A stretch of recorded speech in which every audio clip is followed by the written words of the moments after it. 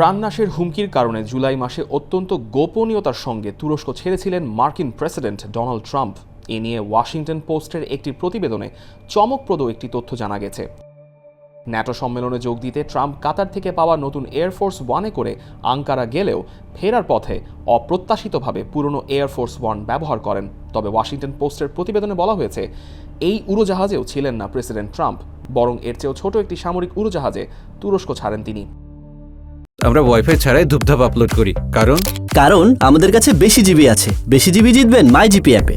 নাম প্রকাশে অনিচ্ছুক এক মার্কিন কর্মকর্তা ওয়াশিংটন পোস্টকে জানান, গত ৮ জুলাই আঙ্কারায় ট্রাম্প এয়ারফোর্স ওয়ানে উঠলেও পরে তাকে কেটারিং কন্টেইনারের ভেতরে করে ছোট একটি C-32A উড়োজাহাজে তুলে নেওয়া হয়। ওই ছোট উড়োজাহাজটি তাকে নিয়ে ব্রিটেনে যায়। পুরো ঘটনা গোপন রাখা হয়েছিল। গণমাধ্যম, এমনকি অনেক কর্মকর্তাও বিষয়টি জানতেন না। ওয়াশিংটন পোস্টের একটি প্রকাশিত ভিডিওতে দেখা যায়, ট্রাম্প উড়োজাহাজে ওঠার ঠিক কয়েক মিনিট পর পুরনো এয়ারফোর্স ওয়ান থেকে একটি কেটারিং ট্রাক নামানো হচ্ছে।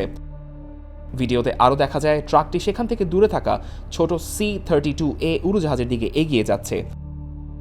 উড়োজাহাজ দুটি যুক্তরাজ্যে পৌঁছানোর পর একটি ভিডিওতে দেখা যায়, ট্রাম্প বড় উড়োজাহাজ থেকে নেমে নতুন এয়ারফোর্স ওয়ানের দিকে যাচ্ছেন।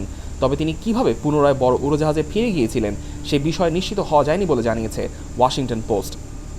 এর আগে মার্কিন সংবাদ মাধ্যমগুলো জানিয়েছিল, ইরানের হুমকির কারণেই ট্রাম্প তুরস্ক ছাড়ার সময় কাতারের উপহার দেওয়া সেই বোয়িং 747-8 উড়োজাহাজটি ব্যবহার করেননি।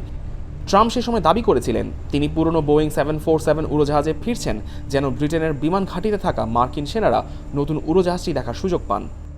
তবে নিউ ইয়র্ক টাইমস সহ বেশ কয়েকটি মার্কিন গণমাধ্যম জানায়, মূলত ইরানি মদতপুষ্ট প্রক্সি গোষ্ঠীগুলোর হুমকির কারণেই শেষ মুহূর্তে তাকে উড়োজাহাজ পরিবর্তনের সিদ্ধান্ত নিতে হয়েছিল।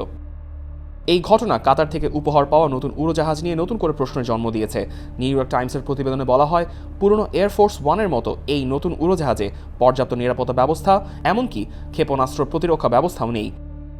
ওয়াশিংটন পোস্টের প্রতিবেদনের সম্পর্কে AFPর জিজ্ঞাসার জবাবে হোয়াইট হাউস নতুন উড়োজাহাজের নিরাপত্তার সপক্ষে একটি বিবৃতি দিয়েছে। কমিউনিকেশন ডিরেক্টর স্টিভেন চুং বিবৃতিতে বলেন, নতুন এয়ারফোর্স ওয়ান একটি সর্বাধুনিক প্রযুক্তির উড়োজাহাজ। এটি উচ্চমানের নিরাপত্তা ব্যবস্থায় সজ্জিত, যা প্রেসিডেন্ট ও তার কর্মকর্তাদের নিরাপত্তা নিশ্চিত করে।